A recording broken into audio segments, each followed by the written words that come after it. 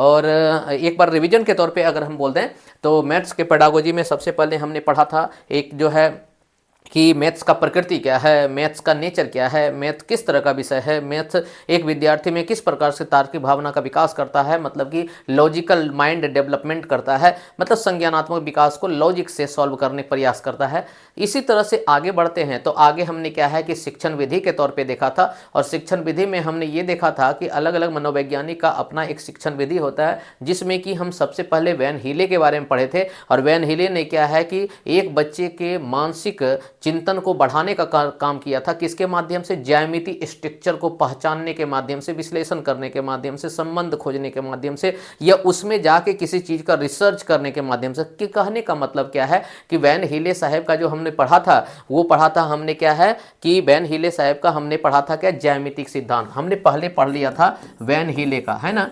Van Healy का हमने पढ़ा हुआ था ज्यामिति विकास का सिद्धांत, ज्यामिति विकास का सिद्धांत, ज्यामिति विकास का सिद्धांत हमने क्या है वैन हीले के बारे में पढ़ा हुआ था, जिसमें कि उन्होंने वैन हीले ने उम्र को महत्वपूर्ण नहीं माना था। मेन पॉइंट था वैन हीले ने क्या है कि एज को महत्व नहीं दिया था। दूसरा बात क्या है, वैन हीले ने क्या है टोटल का टोटल अवस्था बताया था, और इस अवस्था को उन्होंने क्या है एक लेवल में बांटा था, उन्होंने क्या है एक लेवल में डिवाइड किया था। और उनके साथ हमने पढ़ा था कि टोटल जो है 4 लेवल होता है और टोटल क्या है 5 अवस्था होता है। अवस्था और लेवल एक दूसरे से कैसे मिले हुए हैं इसके बारे में क्या हम डिस्कस कर चुके हैं, आप जाके पीछे के वीडियो को देखिएगा, वहां से आपको हमको लगता है कि भली भांति आपको सारा चीज दिखाई देगा।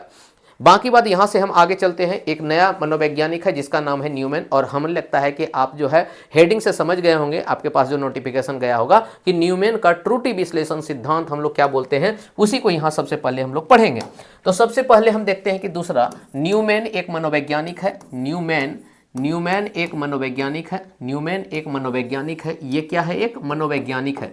मनोवैज्ञानिक वो होता है जो मनोवैज्ञानिक वो होता है जो एक बच्चे के मन के बातों को जानकर उसके अनुसार चीज़ों को बहुत आसान कर देता है ना। यही काम एक टीचर को भी करना है, जो कि बच्चे के मन के बातों को जानना है। तो न्यूमैन बोलता है कि एक बच्चे के गणितीय कौशल का विकास करने के लिए, चूंकि गणित क्या है, तो गणित क्या है, इस गणित को समझने के लिए न्यूमैन ने बहुत बढ़िया से क्या है इसको परिभाषित किया है, और बोला कि गणित वही है जो कि एक बच्चा किसी भी समस्या को पढ़ने के बाद उसको गणितीय रूप में अगर ट्रांसफर कर दे, गणितीय रूप में अगर बदल दे, तो उसको हम लोग क्या बोलते हैं, गणित। अब गणितीय रूप में बदलना क्या कहलाता है उसको समझिए। मान लीजिए कि मेरे पास कोई समस्या हुआ, मेरे पास क्या है समस्या है, और इस समस्या का हम समाधान चाहते हैं। क्या चाहते हैं, समाधान बोले तो हल चाहते हैं। इस समस्या का हम क्या चाहते हैं, हल चाहते हैं। तो अगर हम इस समस्या का हल चाह रहे हैं तो इस समस्या में हम क्या करेंगे, तर्क वितर्क करके एक हल तक पहुंचेंगे, निष्कर्ष तक पहुंचेंगे। हो सकता है कि मेरा हल गलत हो सकता है कि मेरा हल सही हो। तो यहां से हम जब यहां तक आते हैं तो ये न्यूमैन बोलता है कि आपको अलग अलग अवस्थाओं में अलग अलग प्रक्रियाओं का सहारा लेना पड़ता है, मतलब अलग अलग अवस्था से गुजरना पड़ता है, और उसके अनुसार अगर आप जाते हैं तो आप समाधान तक बहुत बढ़िया से पहुंच सकते हैं, क्योंकि ये एक लॉजिकल स्टेज है, इसको आपको पार करना चाहिए। तो इसके लिए इन्होंने क्या है कि अपना सिद्धांत का नाम रखा, जिसको बोला कि त्रुटि विश्लेषण सिद्धांत। क्या बोला, त्रुटि त्रुटि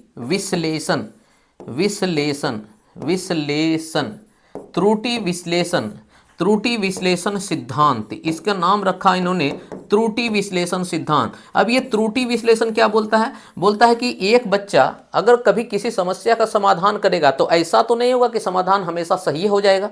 कभी कभी क्या है कि समस्या का समाधान करने में बहुत सारा गलतियां करेगा, वो गलतियां ही क्या है, त्रुटि मतलब क्या होता है, एरर, ERROR, जिसको बोलते हैं हम लोग क्या है, गलती, जिसको हम लोग बोलते हैं गलतियां। तो अब कोई बच्चा समस्या का समाधान कर रहा है तो गलती तो करेगा ही। तो गलती अगर कर रहा है तो सबसे पहला इस गलती का विश्लेषण कीजिए और इस गलती को देखिए कि बच्चा गलती कहां कर रहा है। अगर इस विश्लेषण को करके बच्चे को अगर हम पढ़ाएं तो एक बच्चा बहुत बढ़िया तरीका से पढ़ लेगा। इसी का काम है त्रुटि विश्लेषण सिद्धांत। और इसके अनुसार क्या है कि न्यूमैन ने 5 अवस्था बताया है, और पांचों अवस्था के अनुसार अगर एक बच्चा चरण दर चरण उनका पालन करता है तो किसी भी समस्या का समाधान बहुत बढ़िया तरीका से हो सकता है। सकता है। तो क्या है 5 स्टेज, इसके अनुसार इन्होंने क्या है 5 स्टेज बताया है। और क्या है 5 स्टेज, उसी को यहाँ पे हम लोग देखते हैं। छोटा वीडियो रहने वाला है, तो चूंकि एक मनोवैज्ञानिक का यहाँ था तो इसीलिए हमने क्या है कि वीडियो को रखा था। बाकी बात यहाँ पे आगे की चीज को हम लोग पढ़ना स्टार्ट कर देंगे। क्लियर है? तो न्यूमैन ने क्या त्रुटि विश्लेषण में दिया है, तो यहाँ पे इन्होंने क्या है, एक मिनट रुक जाइएगा। हाँ हेलो, ठीक है, अभी हम ऑनलाइन ले रहे हैं, 10 मिनट भेज देते हैं, 5-10 मिनट, ठीक है ना। तो यहां से हम क्या है, त्रुटि विश्लेषण सिद्धांत के अनुसार हम क्या है चीज़ों को बहुत बढ़िया से पढ़ रहे हैं, जिसमें कि हमने देखा है क्या त्रुटि विश्लेषण के अनुसार कि न्यूमैन ने क्या है कि गणितीय समाधान के लिए कोई भी समाधान है, समस्या समाधान के लिए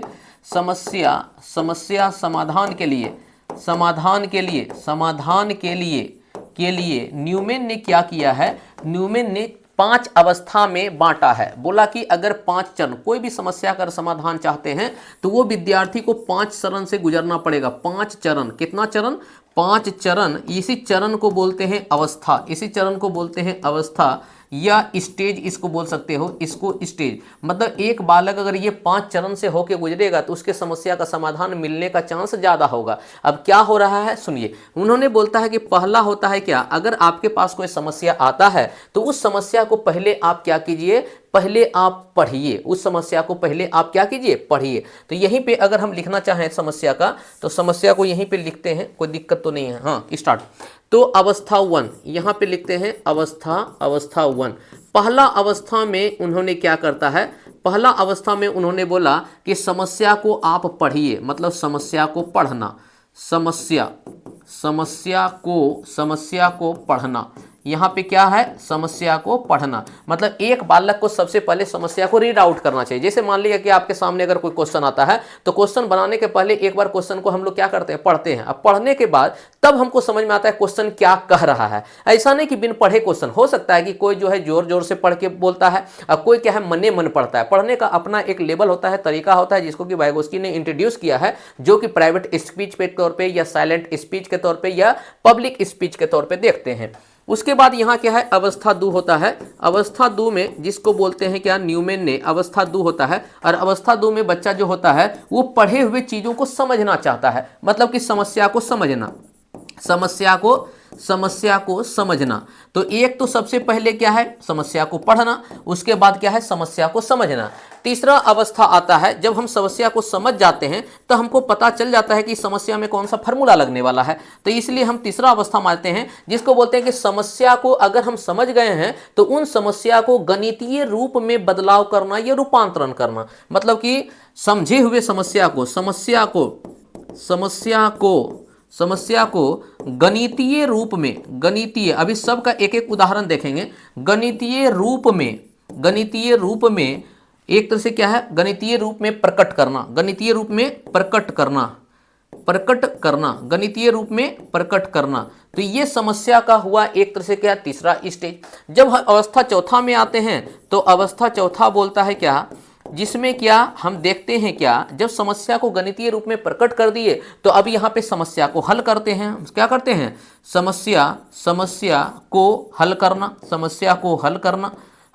अगर समस्या को हल करना, यहाँ समस्या को हल कर देते हैं तो हल करने के बाद मेरे पास एक कभी मन में शंका होता है कि जो हल किया हुआ क्वेश्चन है क्या आंसर मेरा सही है कि नहीं, तो उसका हम क्या करते हैं, सत्यापन करते हैं। उसका क्या करते हैं हम लोग, सत्यापन करते हैं। सत्यापन बोले तो वेरिफिकेशन, तो यहाँ पे हम क्या है, वेरिफिकेशन करते हैं कि मेरा जो समस्या का समाधान हुआ वो सही है कि नहीं। अगर समाधान सही नहीं होता है तो फिर से हम क्या करते हैं, यहाँ से सीधा हम ऊपर आ जाते हैं पहला स्टेज में, और फिर से क्वेश्चन को पढ़ना शुरू कर देते हैं और देखते हैं कि हम पढ़ने में कहाँ त्रुटि किए, हम समझने में कहाँ त्रुटि किए, और इसके अनुसार अगला स्टेज पे आते जाते हैं और समस्या का समाधान तक हम पहुंचते जाते हैं। कहने का मतलब है क्या, अगर कोई बालक इस तरह से अवस्था से होकर गुजरेगा तो वो समस्या का समाधान बहुत बढ़िया तरीका से कर लेगा। जैसे एक क्वेश्चन हम देते हैं और ये याद कीजिए कि आपको सबसे पहला याद करने का तरीका हम बताते हैं आपको। सबसे पहला समस्या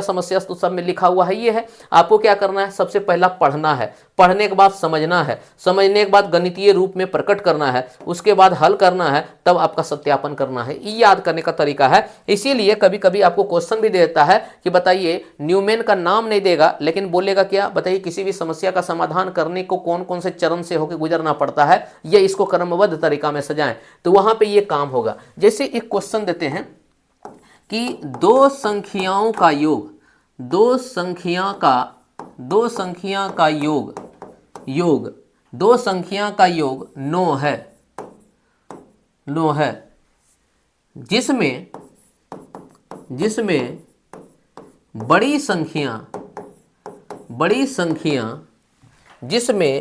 संख्या छोटी संख्या का 2 गुना है, तो संख्या बताएं, मतलब यह संख्या ज्ञात करें। अगर मेरे पास ये क्वेश्चन होगा तो ये क्वेश्चन आने के पहले हम क्या करेंगे, क्वेश्चन को सबसे पहले पढ़ेंगे, क्वेश्चन क्या बोल रहा है, हम जोड़ जोड़ से पढ़ें, मने मन पढ़ें। हम पढ़ेंगे कि दो संख्या का योग 9 है, जिसमें से बड़ी संख्या सबसे छोटी संख्या का दुगना है, इसका मतलब क्या है, 2 संख्या। तो अब हम इस क्वेश्चन को पढ़े, अब क्वेश्चन को पढ़े तो सबसे पहला व्यवस्था हुआ स्टेज 1 मेरा क्वेश्चन को पढ़े, स्टेज 1 मेरा क्या हुआ, पढ़ना। तो हमने क्या है, पढ़ना, हमने क्या है, क्वेश्चन को पढ़ा। अब पढ़ने के बाद हमको समझ में जो आया, क्या समझ में आया, स्टेज 2 में आते हैं। स्टेज 2 में आया कि क्वेश्चन को समझना, तो हमने क्वेश्चन को समझा क्या, इसमें 2 संख्या है और 2 संख्या का ये, इसका मतलब ये जो क्वेश्चन है ये संख्या का किसमें है, समझना। तो समझने में क्या है, समझना। तो हमने क्या समझा, हमने समझा कि यह क्वेश्चन जो है वो नंबर सिस्टम का है, मतलब संख्या पद्धति का है। ये क्वेश्चन कैसा है, संख्या पद्धति का है, क्वेश्चन ये बोल रहा है। ये पहला नंबर हम पढ़े और पढ़ने के बाद हम ये समझे। समझने के बाद स्टेज 3 में आते हैं। स्टेज 3 कैसे चरण दर चरण देखते हैं उसको देखिए। स्टेज 3 में जब आते हैं तो हम ये देखते हैं कि जो पढ़ा हुआ क्वेश्चन है उसको क्या गणित, ये तो भाषा में लिखा हुआ है, तो भाषा को हम गणितीय रूप में, मतलब वहां खाली अंक होगा और वहां पे संक्रिया होगा, मतलब जोड़ घटा गुना भाग होगा। तो हम क्या देखते हैं कि अगर हम एक संख्या को a मान लेते हैं और दूसरे संख्या को b मान लेते हैं तो इसको हम लिख सकते हैं a + b = 9। तो इस तरह से जो हम लिखें इसको बोलते हैं गणितीय रूप में प्रकट करना। इसको क्या बोलते हैं, गणितीय रूप में। इसी को बोलते हैं, यही को बोलते हैं गणितीय रूप में, गणितीय रूप में प्रकट करना या रूपांतरित करना, गणितीय रूप में रूपांतरित करना। तो यहां से यह पता चलता है कि हम जो भाषा में पढ़ रहे थे उसको हम गणितीय रूप में प्रकट कर दिए। अगर हम गणितीय रूप में प्रकट कर दिए तो वहां से और भी मेरा गणितीय रूप में मिलता है क्या, कि बड़ी संख्या। हम किसी एक को बड़ी संख्या मान लेते हैं, हम मान लेते हैं कि b मेरे पास बड़ी संख्या है, तो b जो होगा वो छोटी संख्या का 2 गुना है। तो छोटी संख्या मेरा a है, तो a को जब 2 से गुना करेंगे तो ये बड़ी संख्या मिलेगा। इसका मतलब 2 को मेरा रूप मिला गणितीय रूप में रूपांतरण करने पे। अब यहाँ पे स्टेज 4 आता है और स्टेज 4 में हम ये देखते हैं क्या, कि स्टेज 4 में हमने क्या करता है, इस क्वेश्चन को सॉल्व करते हैं। तो क्वेश्चन को सॉल्व कैसे किए, तो यहाँ b का मान जो 2a है, 2a को यहाँ रखते हैं। तो इस तरह का b का मान जब यहाँ रख देंगे तो हो जाएगा a, और b के जगह पे हम रख देंगे 2a बराबर हो जाएगा 9। और इस तरह से हम जब सॉल्व करते हैं तो 3a बराबर हो जाएगा 9, तो a बराबर हो जाएगा 3। तो यहाँ से a का मान निकला, और a का मान अगर निकल गया तो हम जानते हैं कि b का मान जो होगा a के मान के दुगना होगा। इसका मतलब b जो होगा वो क्या हो जाएगा, 6। तो यहां से a और b का मान निकल गया। अब यहां से हम क्या करेंगे, अगला स्टेज में, जिसको बोलते हैं स्टेज 6। अगला स्टेज क्या होगा, जिसको बोलते हैं स्टेज 5। स्टेज 5 में हम क्या करेंगे, इसका वेरिफिकेशन करेंगे। इसका क्या करेंगे, वेरिफिकेशन बोले तो सत्यापन करेंगे, टेस्ट करेंगे, सत्यापन। अब सत्यापन कैसे करेंगे, तो सत्यापन करने का मेरे पास तरीका है। तो यहाँ पे एक संख्या निकल के आया 3 और दूसरा संख्या निकल के आया 6। अब हम इसका क्या कर रहे हैं, सत्यापन कर रहे हैं। सत्यापन कैसे होगा, अब हम देखते हैं क्या 3 और 6 को जब जोड़ते हैं तो क्या मेरा 9 आता है, क्योंकि यहाँ बोला कि 2 संख्या जो मिलेगा उन दोनों का योग कितना होना चाहिए, 9। तो हम देखते हैं 3 और 6 का 9 आ जाता है। दूसरा हम देखते हैं कि बड़ी संख्या 3 और 6 में क्या है, 6, बड़ी संख्या छोटी संख्या का 2 गुना है, तो छोटी संख्या कितना है 3, 3 को 2 गुना करेंगे तो क्या 6 मिलता है, मिलता है। इसका मतलब मेरा जो यहाँ पे देखने को मिल रहा है वो सही मिल रहा है, तो मेरा जो आंसर यहाँ पे होगा वो सही होगा, क्योंकि हमने क्या है वेरीफाई कर लिया है। तो ये न्यूमेन बताता है कि इस तरह से बच्चा अगर किसी समस्या का समाधान स्टेप बाय स्टेप ढंग से करेगा तो उसको कभी भी बच्चे को दिक्कत नहीं आएगा, वो समस्या का समाधान बहुत बढ़िया तरीका से एक उचित निष्कर्ष पे पहुंच सकता है। इसी को बोलते हैं त्रुटि विश्लेषण। जहां पे त्रुटि होगा तुरंत एक बच्चा फाइंड आउट कर लेगा, और फाइंड आउट करने के बाद उसका विश्लेषण भी आराम से कर सकता है। तो ये है न्यूमेन का सिद्धांत। इसलिए क्वेश्चन कभी कभी पूछेगा कि न्यूमेन के अनुसार बताइए कि निम्नलिखित में कौन सा क्रम है क्वेश्चन बनाने का, ये क्वेश्चन सॉल्व करने का। उसके बाद हो सकता है कि बोलेगा कि एक क्वेश्चन को सॉल्व करने के लिए कौन कौन से अवस्था से गुजरना पड़ता है, न्यूमेन ने समस्या समाधान की कितने अवस्था बताए हैं, ये सारा क्वेश्चन आपका आ सकता है। तो ये छोटा सा चीज था, छोटा सा चीज आपके क्या है न्यूमेन के लिए था। इसीलिए आप जो है यहां से क्वेश्चन न्यूमेन का तो कभी कभी नाम लेके नहीं भी आएगा, तो ऐसे भी आ सकता है। अगला हम लोग जो पढ़ेंगे वो पढ़ेंगे आपका शिक्षण विधि और अधिगम सहायक सामग्री। क्लियर है, शिक्षण विधि यहाँ तो पढ़ ही रहे थे अलग अलग मनोवैज्ञानिक का, अब हम लोग पढ़ेंगे अधिगम सहायक सामग्री, जो कि तुरंत आपका वीडियो अभी तुरंत जो है लाइव हो जाएगा, क्योंकि छोटा टॉपिक था, इसके बारे में आपका क्या है कंफर्म हो गया। बहुत सारे विद्यार्थी जो नहीं जुड़ पाए होंगे, तो कम से कम ये कंफर्मेशन हो गया कि आपका ऑनलाइन क्लास चलने लगा है। तो अब आपको 10 मिनट या 5 मिनट का टाइम देते हैं, फिर से आप जुड़िए मैथ्स पेडागोजी में। उसके बाद हम लोग क्या है मैथ्स पेडागोजी के बाद हम लोग कुछ सीडीपी का पोर्शन जो बच गया है उसमें हम लोग आएंगे, और एसएसटी वाले बच्चे के लिए यहाँ पे चलेगा। क्लियर है, तो अभी सबको ये इस टॉपिक के माध्यम से यहीं पे अभी बंद करते हैं। बाकी बाद हम लोग क्या है नया सेशन को फिर से चालू करते हैं, जिसका नोटिफिकेशन आपको अभी तुरंत मिलेगा। Thank you.